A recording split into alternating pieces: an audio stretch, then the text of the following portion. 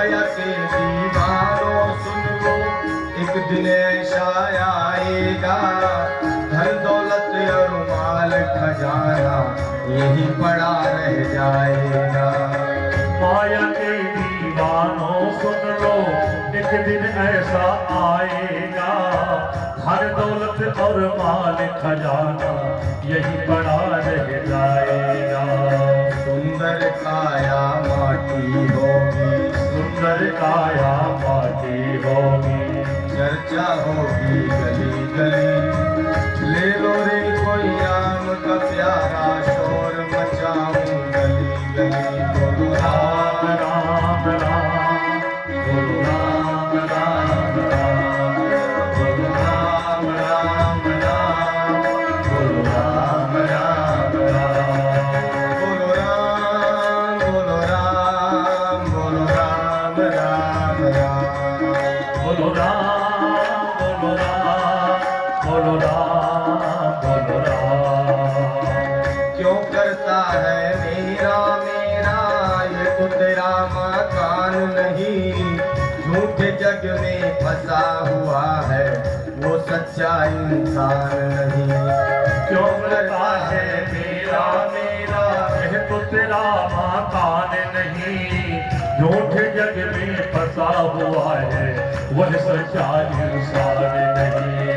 जग का मेला 2 दिन का है, जग का मेला 2 दिन का है, अंत में होगी चला चली, ले लो रे कोई राम का प्यारा, शोर मचाऊं गली।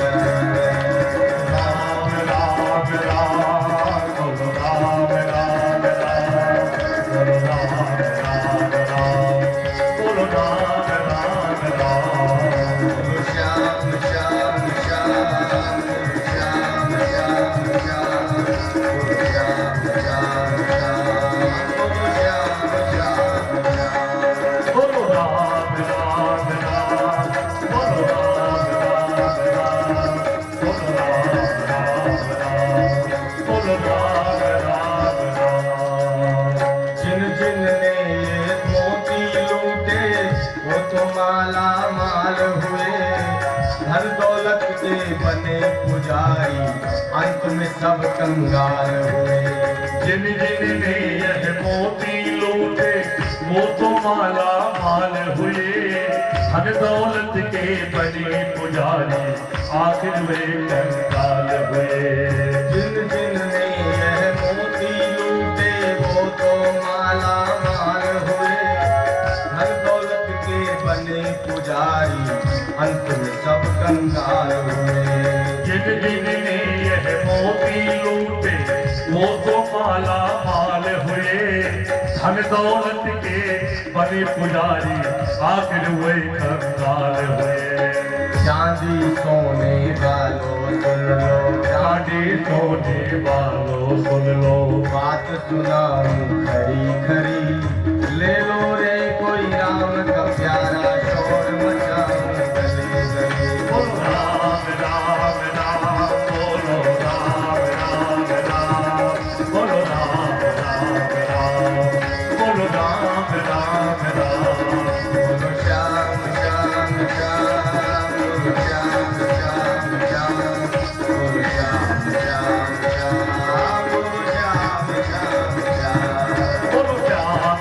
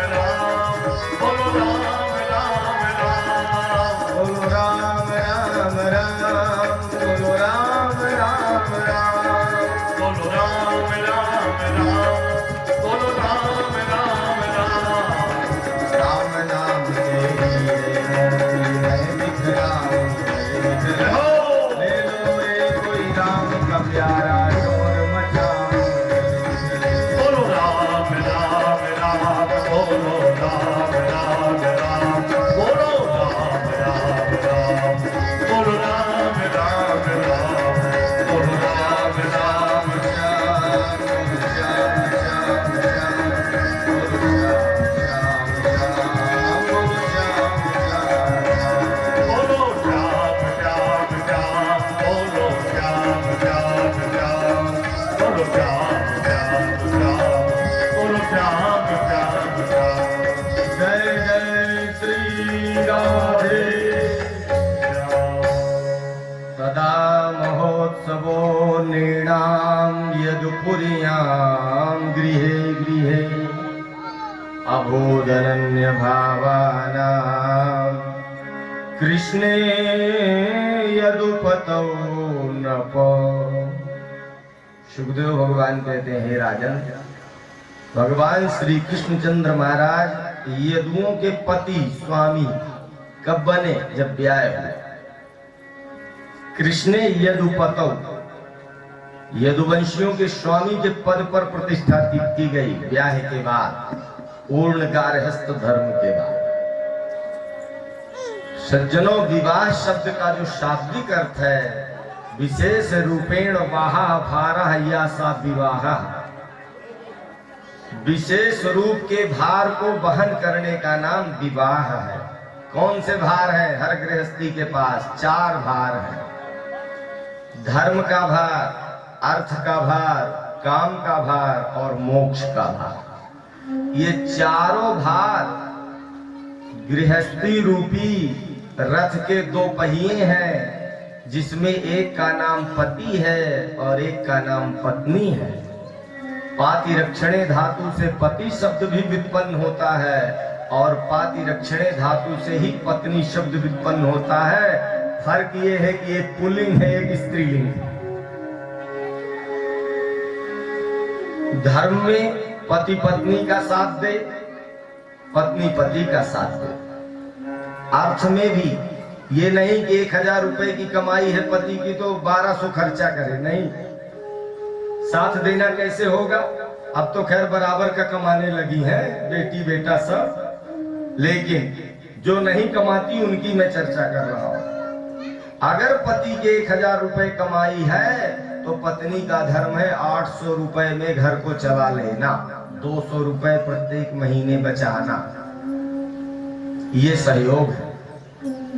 अगर पति धर्म करता है तो पत्नी बराबर सहयोगिनी होनी चाहिए, सहभागिनी होनी चाहिए। ये नहीं कि पति देव पूजा पाठ में बैठे तो पत्नी गाली देने लगे। बोलो जय श्री कृष्ण। कि जब देखो तब ये माला ही लिए बैठे रहते हैं। एक बात तो मुझे जमती है कि पति शराबी है तो पत्नी दुखी है, ये बात तो मुझे जमी। पति ज्यादा खर्चीला है कमाई की अपेक्षा, ये भी दुख की बात है, जरूरत से ज्यादा खर्चा कर रहा है। लेकिन अगर किसी को ये कष्ट है कि मेरा पति ज्यादा भजना नंदी है तो वो बेकार है।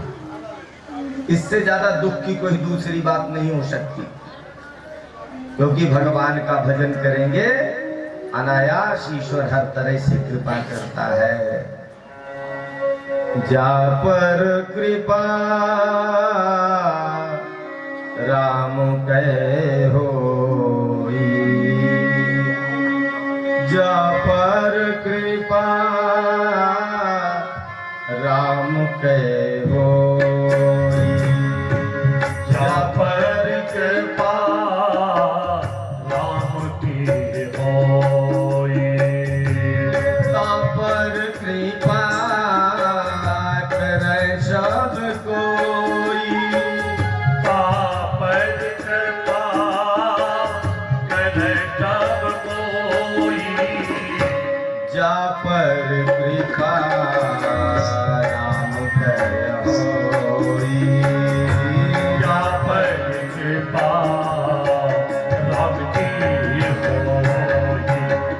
शास्त्र की गारंटी है, घर का एक व्यक्ति यदि भजन करे तो पूरा घर स्वर्ग हो जाता है। इसीलिए जिसके घर में सुंदर सत्कर्म करने वाले लोग हों उसी का नाम घर है, और नहीं तो फिर तो नरक है। इससे बड़ा नरक भी कोई नहीं है। गृहम गृह मित्याहु गृहिणीम गृह मुच्यते। ईंटा पत्थर का नाम घर नहीं है, सुंदर स्वभाव वाले रहने वालों का घर है। ईंटा पत्थर आप बढ़िया बनवा दो, आलीशान बंगला बनवा दो, एक आदमी भी न रहे, फिर देखना कितने दिन चलता है, क्योंकि घर उसका नाम है ही नहीं। घर में पहुंचते ही पता चल जाता है कि इस घर में कैसी प्रवृत्ति वाले लोग रहते हैं। मैं गया एक बार जबलपुर में एक पटवारी साहब के घर में, पूरा एरिया उन्होंने बेच खाया अपनी ड्यूटी में। सज्जनों, एक संतान उनके हुई तो बामन हुई।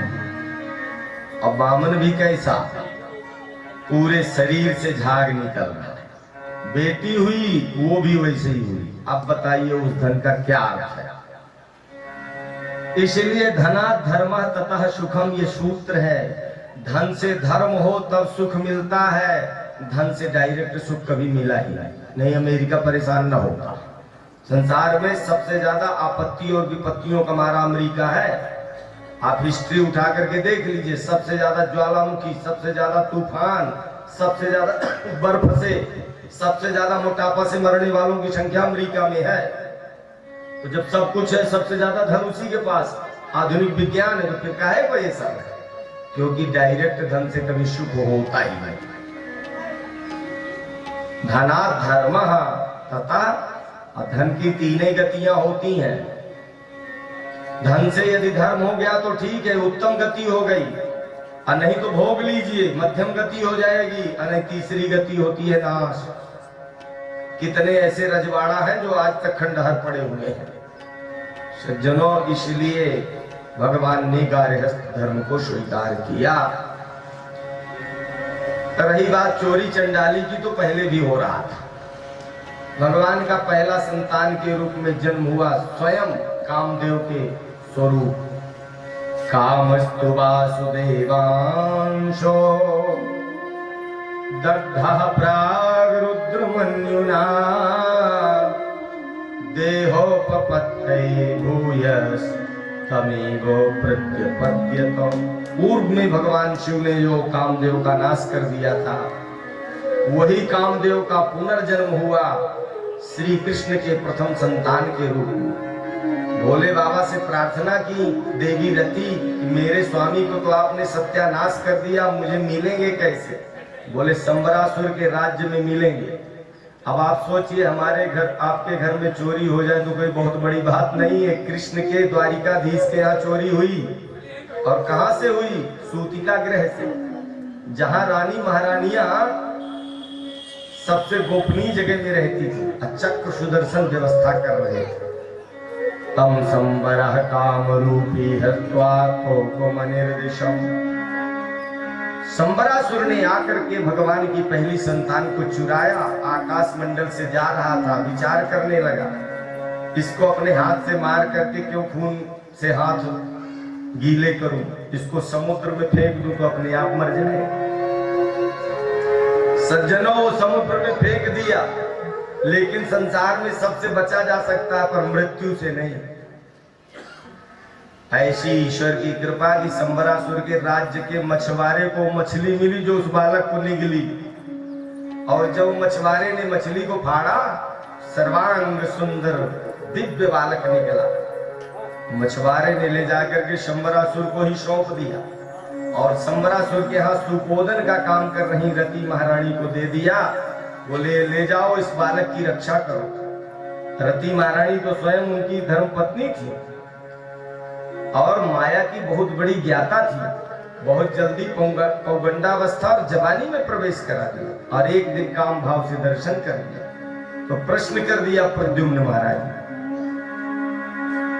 देवी ना सातम तमाह भगवान कार्ष्णिर् मातस्ते मतिरन्यथा। हे मां, आपकी दृष्टि में कुछ मुझे दोष दिखाई दे रहा।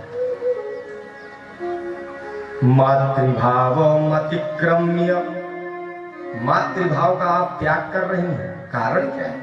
तो रति महारानी ने कहा, स्वामी आप मेरे इष्ट हैं, मेरे पति देव हैं, और आप इसकी संतान नहीं हो जिसके राज्य में रह रहे हैं। आग बबूला हो गए प्रद्युम्न महाराज, तो हम किसकी संतान? बोले भवान नारायण सुतः संबरेणाहृतो गृहात्। संबरासुर ने आपके माता पिता से आपको चुरा के अलग कर दिया। अब तो क्रोध बढ़ गया, तुरंत मुदगर उठाया और शंबरासुर का आवाज लगाई, हे शंबरासुर चल।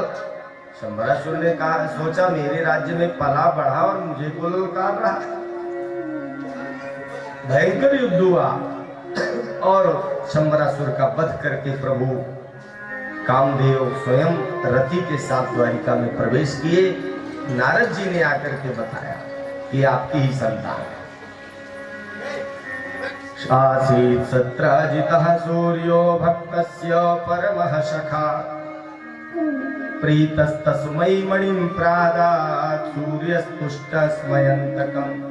एक सत्राजित महाराज नाम के राजा थे, उनको स्मंतक मणि सूर्य भगवान ने दिया था।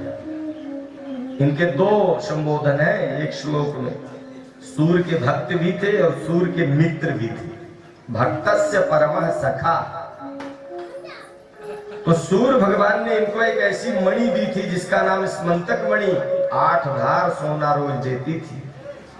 ऐसी मणि, पाठक जी, ऐसी मणि अगर मिल जाए तो जिंदगी सुधर जाए।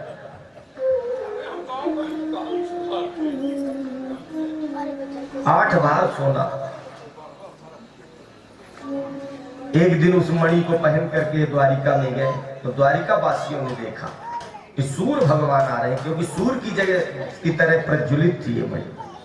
आपस में चर्चा की द्वारिका वासियों ने कि लगता है सूर्य भगवान आ रहे हैं। तो कृष्णचंद्र महाराज ने ही बताया सूर्य भगवान नहीं है, सत्राजित है। बोले इतनी चमक? बोले मणि की चमक है। और मणि का गुण जो पता चला तो आपस में चर्चा की, ये मणि तो द्वारिकाधीश के पास होनी चाहिए, राजकाज का काम करे। द्वारिकाधीश ने कोई अपनी बात मुख से नहीं कही, द्वारिका वासियों ने बात करी थी। मणि देने की तो बात बहुत दूर, ये चले गए और एक दिन अपने छोटे भाई को पहनने के लिए दे दिया। तमे कदा मणिं कंठे प्रतिमुच्य महाप्रभं, प्रसेनो हयमारुह्य व्यचरन् मृगयां बने। एक दिन उस मणि को पहन के छोटे भाई में बड़ा प्रेम था, दे दिया और उस मणि को पहन के आखेट के लिए निकला। आगे एक शेर मिला, उसने चमकीली वस्तु देख करके एक तमाचा घोड़े को मारा तो घोड़ा मर गया, एक ही तमाचे में प्रसेन मर गया और उस मणि को छीन लिया। दिव्य मणि थी, लिए जा रहे थे, वहीं जाम्बवान महाराज की गुफा थी। कौन जाम्बवान? वही राघवेंद्र सरकार के प्रधानमंत्री। और वहां कैसा विशेषण दिया है बाबा तुलसी जी ने? रावण ने विशेषण दिया तुलसी जी के शब्दों में, और यहाँ व्यास जी के शब्दों में विशेषण। यहाँ क्या विशेषण है? बलश्च बलिनाम वरः, बलवानों में सृष्टि में सर्वश्रेष्ठ। और वहां रावण ने क्या विशेषण दिया? जामवंत मंत्री अति बूढ़ा, मंत्री अति बूढ़ा, तो की हो अब समरारूढ़ा, ये हो ये अब समरारूढ़ा, तो की हो अब समरारूढ़ा, तो की हो ये अब समरारूढ़ा। क्या कहता है रावण? जामवंत मंत्री अति बूढ़ा, बूढ़े में भी अति विशेषण लगा। और यहाँ कैसे है वो? बलश्च बलिनाम वरः, सृष्टि में सर्वश्रेष्ठ बलवान, व्यास जी के शब्द। वही जाम्बवान महाराज ने एक तमाचा शेर को मारा और वो मणि छीन ली। इनकी एक औरस पुत्री थी जिसका नाम जाम्बवती था, ले गए और उस मणि को खेलने के लिए दे दिए। इधर एकांत में सत्राजित महाराज ने रात्रि में अपने पत्नी से बात कही कि देवी तुम कहना किसी से नहीं, लेकिन मैं तुम्हें एक गोपनीय बात बता रहा हूं। मुझे तो लगता है कि द्वारिकाधीश कृष्ण ने मेरे भाई का वध करके मणि छीन ली। हम माताओं को एक वरदान मिला है कि कोई भी बात पेट में नहीं पचा पाएंगे। ये वरदान कब मिला था? जिस समय महाभारत पूरा हो गया और पांडवों ने तिलांजलि देने का मन बनाया, तो कुंती महारानी भी साथ में थी। कुंती महारानी के सामने जब पांडव धर्मराज युधिष्ठिर तिलांजलि देने लगे, तो कुंती महारानी ने कहा 3 अंजलि जल कर्ण को भी दे दो। धर्मराज युधिष्ठिर गुस्सा गए, बोले मैं उसको क्यों दूं, वो तो सूत पुत्र था। बोले नहीं बेटा, वो तुम्हारा सगा भाई था। आग बबूला हो गए धर्मराज युधिष्ठिर। बोले मां, कर्ण जैसा प्रतापी, कर्ण जैसा दानवीर, कर्ण जैसा सत्यवादी भाई के एक हस्तिनापुर की बात कर रहे हो। ऐसा बड़ा भाई अगर तुम बताती तो 100 हस्तिनापुर चरणों में रख के सेवा करते। इसलिए मां, मैं पूरी स्त्री जाति को श्राप देता हूं कि कोई भी गोपनीय बात नहीं छिपा पाएंगे। ये माताओं को वरदान है। और अगर कभी बता दिया तो धोखे से भी ये मत कहना, किसी से कहना नहीं। ये दूसरे दिन मिलेगी सहेली से और उससे क्या कहेंगे, बहन तू किसी से मत बात कहना, मैं एक तुम्हें बहुत गोपनीय बात बता रही हूँ। उसको मना करेंगे, स्वयं बताएंगे, और फिर वो भी तीसरे से मिलेगी, देख भैया ऐसा है कि तकाऊ से कहे ना, मैं तो ही बहुत एक से बात बताऊं क्यों।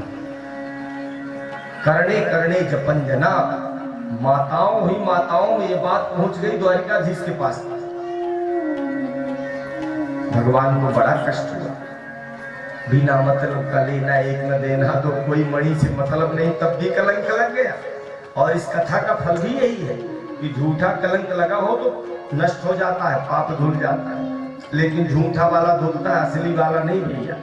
ये नहीं कि जानबूझ के कलंक करो और फिर कहो ये कथा सुन ले, ऐसा नहीं है।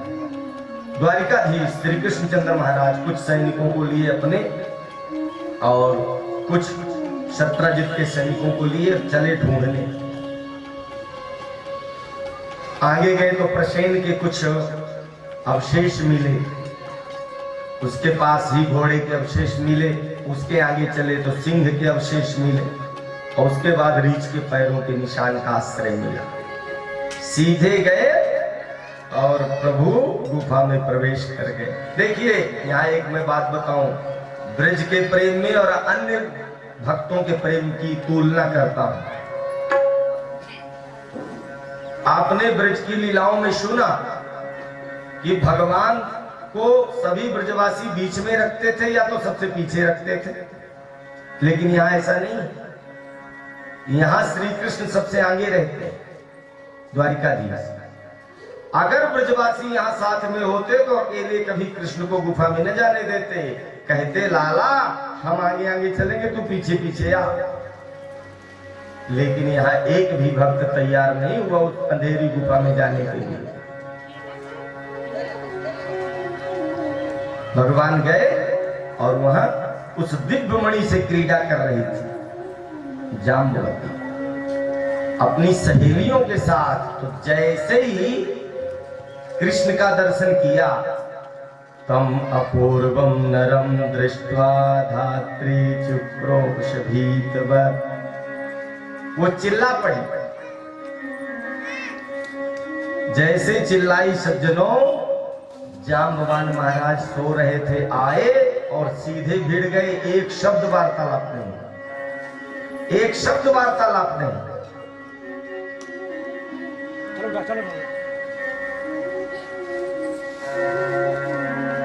27 दिन 27 रात्रि नॉन स्टॉप युद्ध हुआ। 28वें दिन प्रातःकालीन व्यास जी साथ में ही खड़े थे। शुद्ध शब्दों में लिखा 28वें दिन सुबह की चर्चा है। आसीद दष्टाविंशाः मितरेतर मुष्टिभिः। कौन सी मुठिका को चलाया प्रभु ने? इतरेतर। इसका अर्थ क्या है?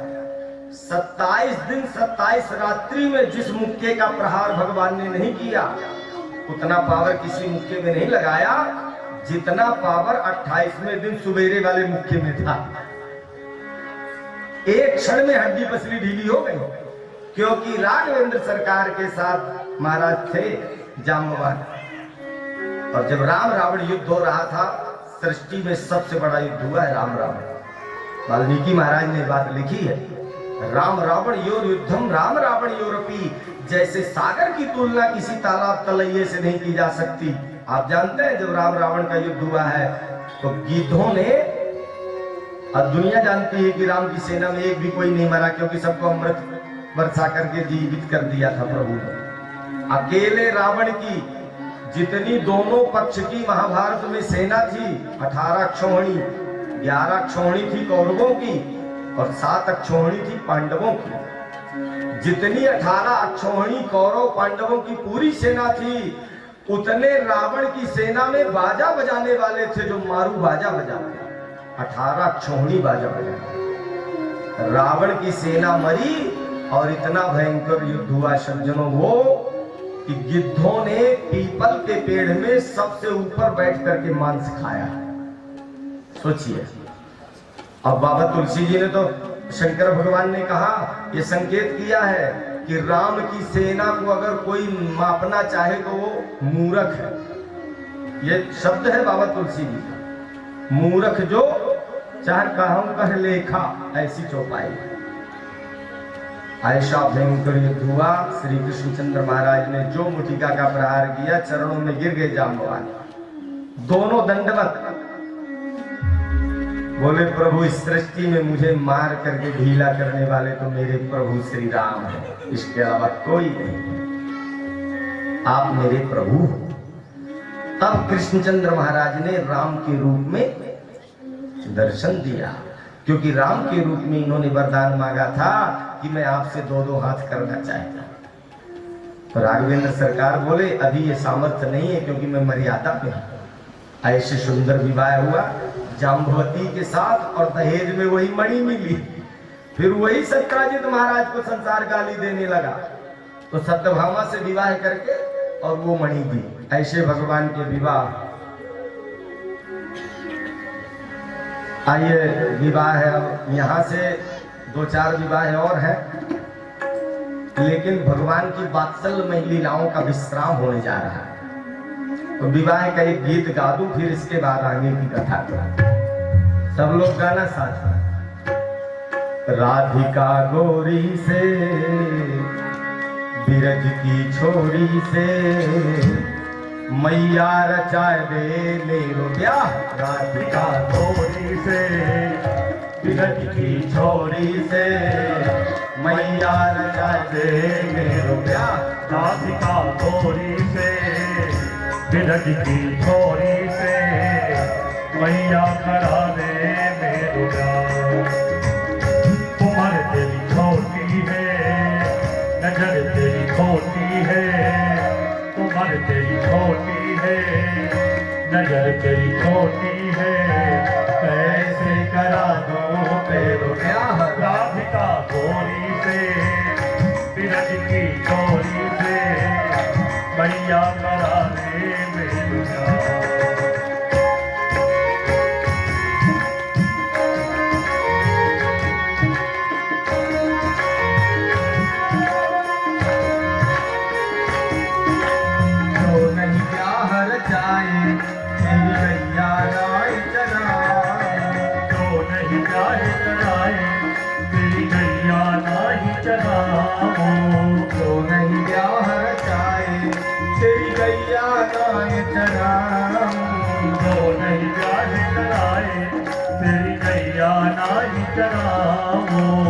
आज के बाद मोरी मैया तेरी दहली पर आया। आज के बाद मोरी मैया तेरी दहली पर आएगा रे मजा अब जीत हार का। राधिका गोरी से बिरज की छोरी से मैया करा दे मेरो ब्याह। उम्र तेरी छोटी है, नजर तेरी छोटी है, कैसे करा दो मेरो ब्याह। राधिका गोरी से बिरज की छोरी से मैया करा दे मेरो ब्याह। भगवान श्याम सुंदर ने ये बात कही मैया पे, लेकिन मैया के रूप माधुरी में कोई असर ना पड़ा। तो भगवान सोचने लगे कहा करूं। आगे भगवान विचार करने लगे, मैया वो थोड़ा लोभ दूं साइड लाइन में आ जाए। तो भविष्य का माधुर्य दर्शन कराने लगे। भविष्य के सुख का अनुभव, सुखद अनुभव मन में आया। क्या कहते हैं, अरे मैया मेरी कोई जरूरत ना है ब्याह की, मैं सारे उपाय तेरे लिए खोज रहा हूं। चंदन की चौकी पर मैया तुझको बैठा, चंदन की चौकी पर मैया तुझको बैठाऊं। अपनी राधा से मैं चरण तेरे दबवाऊं, अपनी राधा से मैं चरण तेरे दबवाऊं। भोजन में बनवाऊंगा बनवाऊंगा 56 प्रकार के, राधिका गोरी से किरण की छोरी से मैया करा दे मेरा। राधिका गोरी से किरण की छोरी से मैया करा दे मेरा। उम्र तेरी छोटी है, नजर तेरी छोटी है, मैंने करा दो तेरा प्यार। छोटी सी दुल्हनिया जब अंगना में डोलेगी, छोटी सी दुल्हनिया जब अंगना पर डोलेगी। छोटी सी दुल्हनिया जब अंगना में डोलेगी, छोटी सी दुल्हनिया जब अंगना में डोलेगी। तेरे सामने मैया वो घूंघट ना खोलेगी, तेरे सामने मैया वो घूंघट ना खोलेगी। गाँव से जा कहो बैठेंगे द्वार पे, राधिका गोरी से किरण की छोरी से मैया करा दे मेरा। उम्र की छोटी है नजर की छोटी है, कैसे करा दूं तेरे प्यार। राधिका गोरी से किरण की छोरी से मैया करा दे मेरा। उम्र तेरी छोटी है, नजर तेरी छोटी है, कैसे करा दो तेरे प्यार। सुन बातें कान्हा की मैया बैठी मुस्काए, सुन बातें कान्हा की मैया बैठी मुस्काए। सुन बातें लाला की मैया बैठी मुस्काए, सुन बातें कान्हा की मैया बैठी मुस्काए। लेके बलैया मैया घेवड़े से अपने लगाए, लेके बलैया मैया लगने से वो लगवाए। नजर कहीं लग जाए ना मेरे कान को। राधिका गोरी से बिरज की छोरी से मैया करा दे मेरे। क्या है उम्र तेरी छोटी है, नजर तेरी छोटी है, कैसे करा दो मेरे। क्या है राधिका गोरी से बिरज की छोरी से मैया करा दे मेरे। बोलिए राधा रानी की जय हो।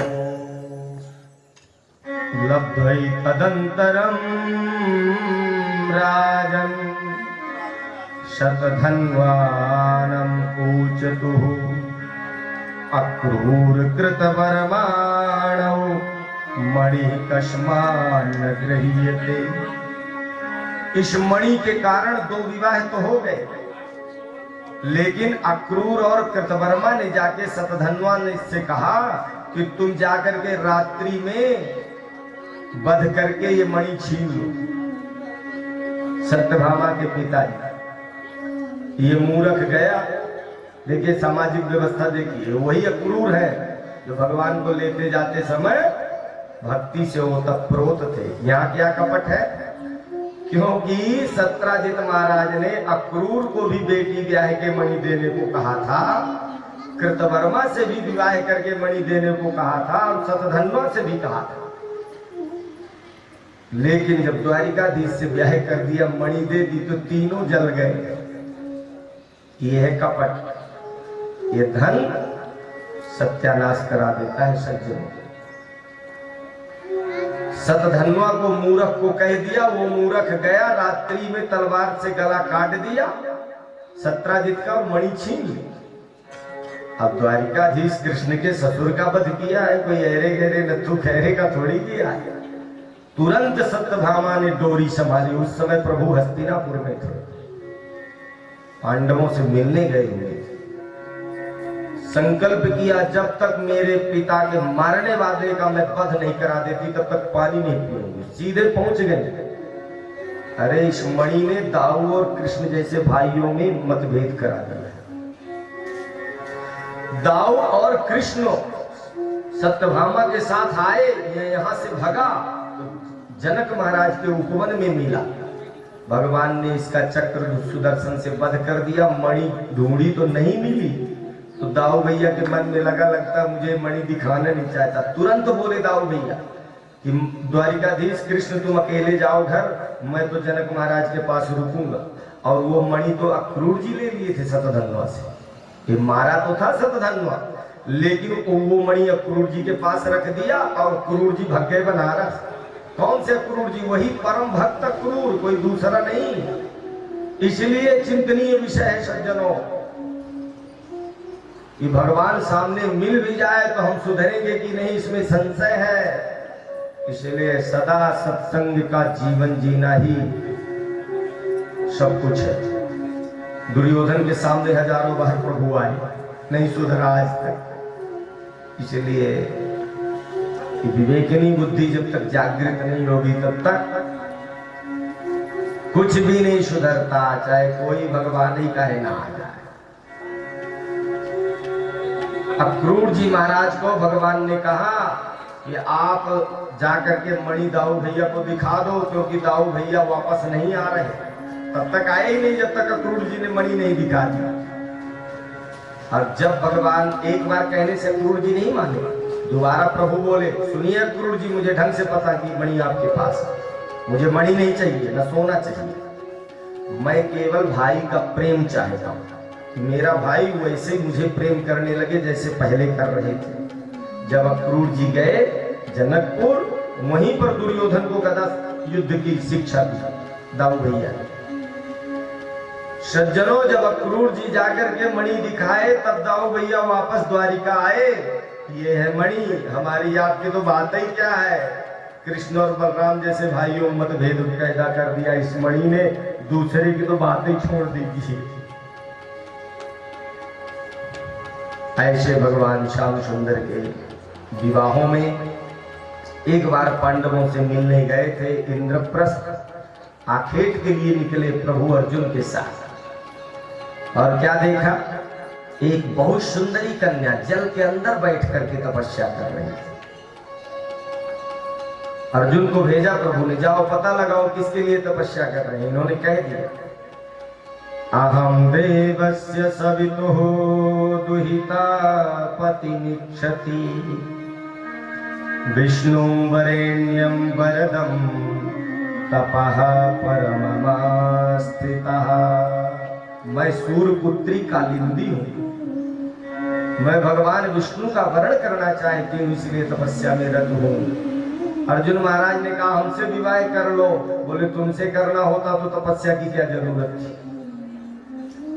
तपस्या से तो, तपस्या का परिणाम क्या है? ईश्वर, धर्म। धर्म का दोहन नहीं करना चाहिए कभी। धर्म को बैंक बैलेंस बनाना चाहिए, स्टार्ट करना चाहिए। हम आप धर्म दुह लेते हैं और उसका बड़ा नुकसान है। एक अगरबत्ती लगाया, अगरबत्ती 4 आने की, कामना करोड़ रुपए की। हनुमान जी भी कहते हैं कि बाहर कितना कपटी है, 4 आने की अगरबत्ती लगा रहा, मांग करोड़ों रुपए रहा। अरे जो करोड़ों रुपए का तुम्हारा काम करे वो 4 आने की अगरबत्ती खरीद के नहीं सूंघ लेगा क्या? एक कपट है। बेच ही वेद धर्म दुह लेहि, ये कलयुग की महिमा है। कलयुग में लोग 2 कौड़ी का धर्म करेंगे और दोहन करेंगे अरब रुपए का। भगवान ने इनका भी वर्ण किया। नग्न जिन्नाम कौशल्यासीत राजाति धार्मिका। नग्नजित कौशल नरेश, इनके बेटी का नाम सत्या था। इनके 7 साण थे। इनकी प्रतिज्ञा थी कि जो 7 साणों को एक रस्सी में नाथ देगा उसी से बेटी का ब्याह होगा। हजारों राजपुत्रों के अंग भंग करके भगा दिए। द्वारिकाधीश गए, बोले महाराज आपने अपनी कन्या का ब्याह नहीं किया। बोले क्या करें, कोई वर ही नहीं मिल रहा योग्य कन्या के। बोले क्या है आपकी प्रतिज्ञा है? बोले जो 7 साणों को एक रस्सी में नाथेगा उसी से ब्याह करेंगे। भगवान बोले मैं नाथ दूं। बोले आप नाथ देंगे क्या? बोले किया क्या है, यही तो किया जिंदगी भर। कभी साणों को नाथा, कभी राक्षसों को नाथा, कभी राजाओं को नाथा। 7 स्वरूप बनाए एक साथ और 7 साणों को नाथ करके सत्या से विवाह किया। ए बेटा, ओ बच्चू छोटू, ये सुनाई नहीं दे रहा क्या इसको? खाए वो बार बार आ जा रहा, बैठ चुपचाप, नहीं तो उधर जाके खेल। ऐसे कई देश की एक बेटी लक्ष्मणा से भी भगवान ने ब्याह किया। भौमासुर का वध करके भूमि का पुत्र था, सत्यभामा के साथ प्रभु पधारे और देवराजेंद्र की माँ का, देवराजेंद्र का छत्र और माँ के कुंडल तो भौमासुर छीन लाया था। विजय किया, 16,100 राजकन्याओं को छुड़ाया और सबसे ब्रह्मा जी के कहने पर एक मुहूर्त में ब्याह किया। अब इसके बाद ब्याह का काम पूरा। यहाँ कौन कौन विवाहित हुआ? 16,000 उपासना कांड की वेद की ऋचाएं प्रभु की रानियां बनी। 108 उपनिषद, ये सब प्रभु की रानी पटरानी बन के सेवा में, क्योंकि भगवान के सारे कर्म दिव्य होते हैं सज्जनों। ऐसे भगवान के सुंदर विवाह और सुंदर गृहस्थी का दर्शन। एक दिन भगवान श्याम सुंदर विचार करते हैं कि मेरी सभी देवियां जितनी हैं वो कोई न कोई कामना रखती हैं, पर रुक्मणी कोई कामना कभी नहीं रखती। एक दिन प्रभु ने रुक्मणी से मजाक कर दिया और गृहस्थी का सुख कृष्ण ने यहां वर्णन किया है कि केवल एक ही सुख है, दूसरा कोई सुख नहीं। गृहस्थी में कोई सुख नहीं। यहाँ पर भगवान ने कहा क्या गृहस्थी का सुख। मजाक की बात हुई। बड़ी सुंदर फेन जैसी सैया में प्रभु विराजे हुए थे और रुक्मणी महारानी बगल में खड़े हुए पंखा चल रही थी। भगवान के मन में मजाक सूझा और मजाक कर दिया। क्या मजाक? 10-10 बेटा और एक बेटी होने के बाद की चर्चा है ये सज्जन। क्या मजाक? राजपुत्रीप्सिता भूपैर्लोकपाल विभूतिभिः महानुभावैः श्रीमद्भिः रूपोदार्य बलोर्जितैः। प्रभु कहते देवी आपसे बड़े बड़े राजा महाराजा विवाह करना चाहते थे, फिर आपने उन सबको मना करके हमसे क्यों विवाह किया? हम तो राजा भी नहीं, क्योंकि द्वारिकाधीश कभी राजा नहीं बने। द्वारिका के भी राजा वही थे उग्रसेन, और मथुरा के भी राजा उग्रसेन ही थे। दाऊ भैया और कृष्णचंद्र महाराज प्रधान सेवक के रूप में काम करते थे, क्योंकि ययाति महाराज का श्राप था। यदु, अनु, दुर्व्यू, पुरु 4 बेटे थे ययाति के, और देवयानी ने इनको श्राप दे दिया था शुक्राचार्य जी ने देवयानी के कहने से। तो पुरु ने जवानी दी थी, इसलिए ययाति महाराज का राज्य के अधिकार पूरा पुरु को ही मिला। तो पुरु वंशी ही राजा। तो हम तो राजा भी नहीं है, और संसार के जितने पावरफुल हैं वो सब हमारे द्वेषी हैं, बैरी हैं। पता नहीं कब कौन मार डाले, इसलिए समुद्र के बीच में आके शरण लिए बैठे। जो ये मजाक किया सज्जनों, जो यहाँ बात लिखी है व्यास जी महाराज ने, अति संयोक्ति है। व्यास जी ने कहा कि जो कृष्ण ने मजाक किया रुक्मणी महारानी से, तो रुक्मणी महारानी खड़े खड़े इतनी दुबली हो गई कि सीधे हाथ के कड़े गिर गए और धड़ाम से बेहोश होकर के गिर पड़ी।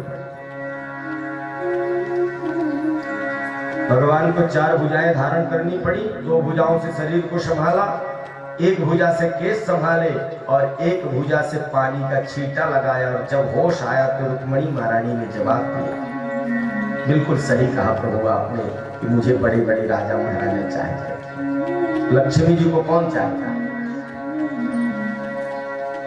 नंदेव में तदरविंद विलोचना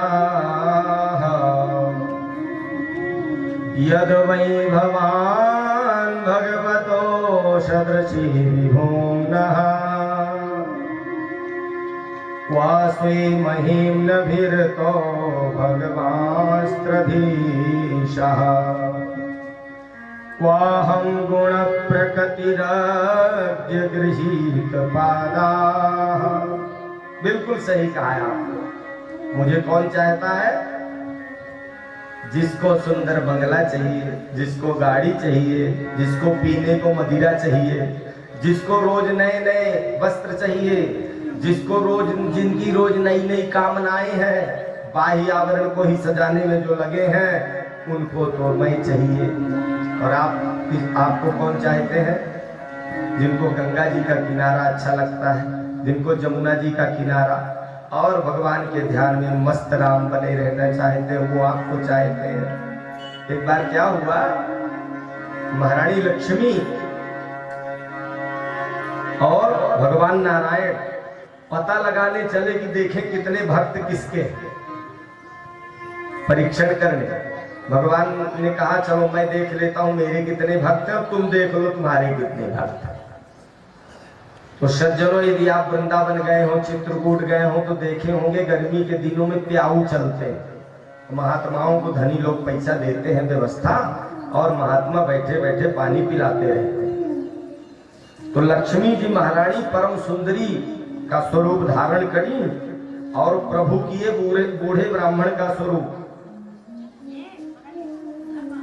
आगे आगे महारानी लक्ष्मी सोने का गिलास हाथ में, एकदम चमचमाता हुआ दे दीप्यमान स्वरूप। कहने क्या लक्ष्मी जी की सुंदरता। कमल के अंतापुर में सबसे कोमल जो पंखुड़ी होती है, उससे लाख गुना कोमल लक्ष्मी जी है। ऐसी लक्ष्मी और बूढ़े ब्राह्मण के वेश में भगवान।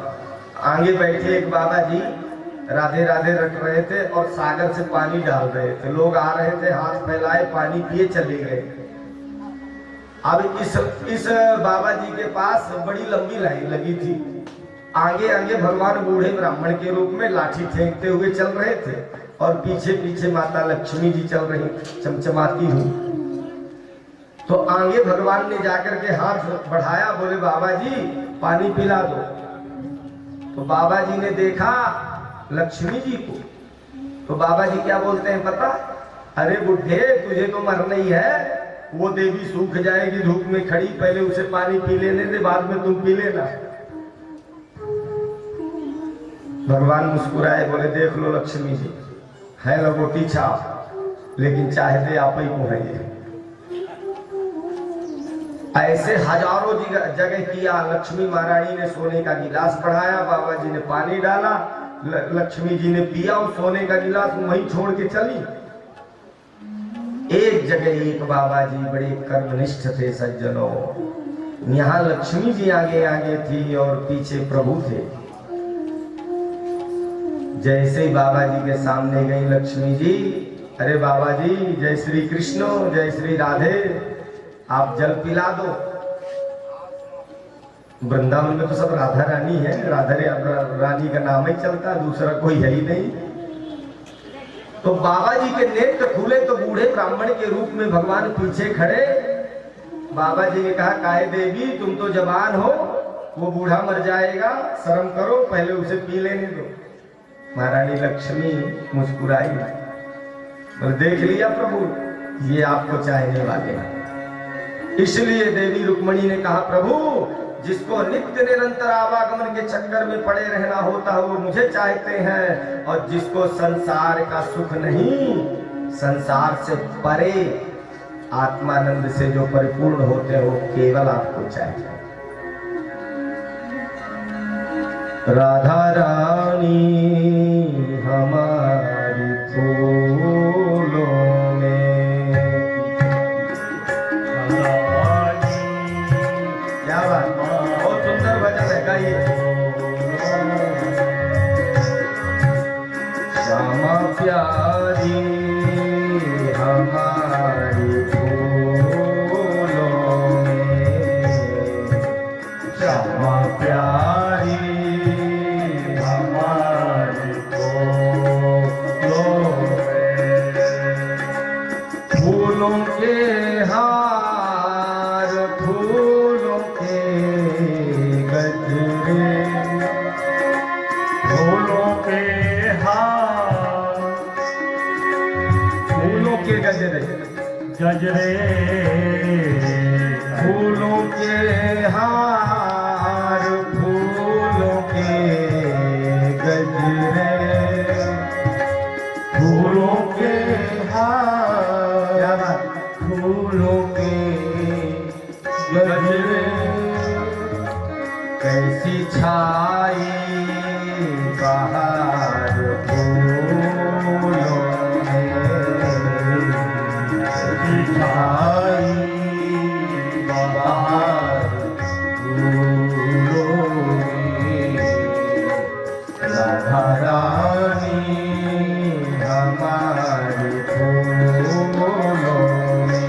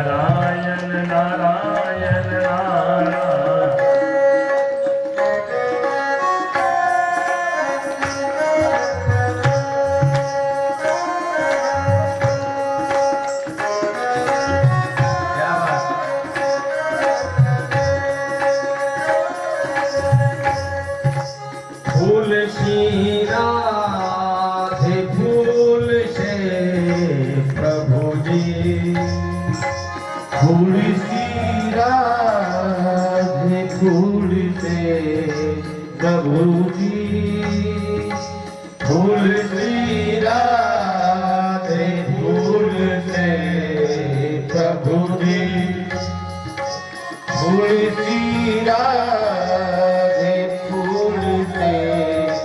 प्रभु जी। फूलों से प्यारी सजी राधे, फूलों से प्यारी सजी राधे रानी हमारी फूलों की, फूलों के हार फूलों के गजरे, फूलों के हार फूलों के गजरे, फूलों के हार फूलों के गजरे, फूलों के हार फूलों के गजरे। कैसी छाई बहार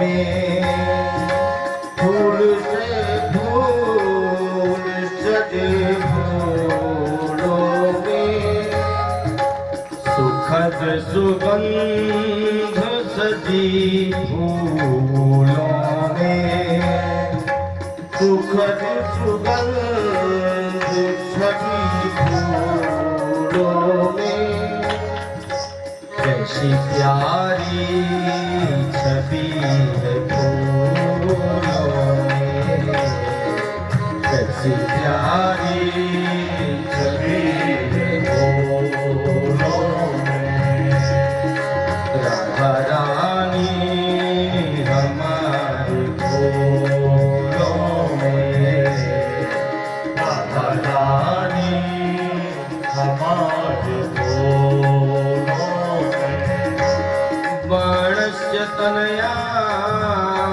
उषाम् उपयेने यदुत्तमः यत्र युद्धमभूद्घोरम् हरिशंकरयोर्मः।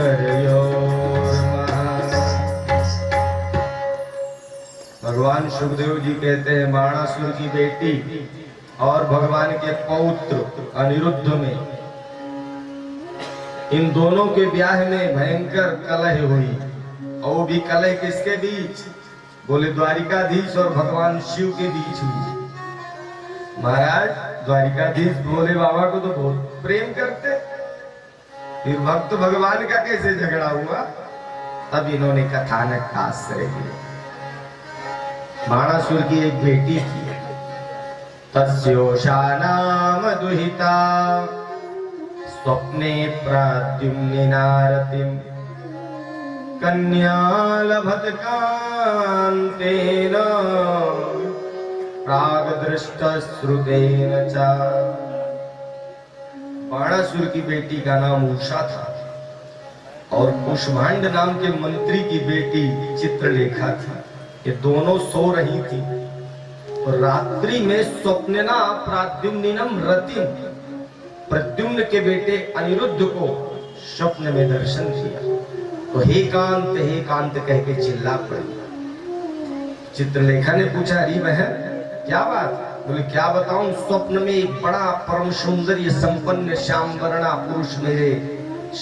का पुरुष मेरे जीवन में आया और मैंने कभी स्वप्न में किसी पुरुष का दर्शन नहीं किया, इसलिए मैं विवाह करूंगी तो उसी से करूंगी, तुम पता लगाओ कौन।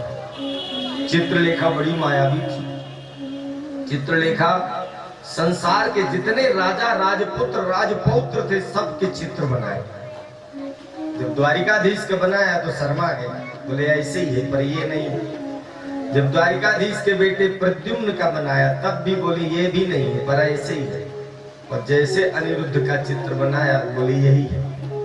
रात्रि को गई चित्रलेखा और पलंग सहित उड़ा ले आई, चुरा लाई। 4 महीने बाद देवर्षि नारद जी ने जाके पूछा द्वारिकाधीश,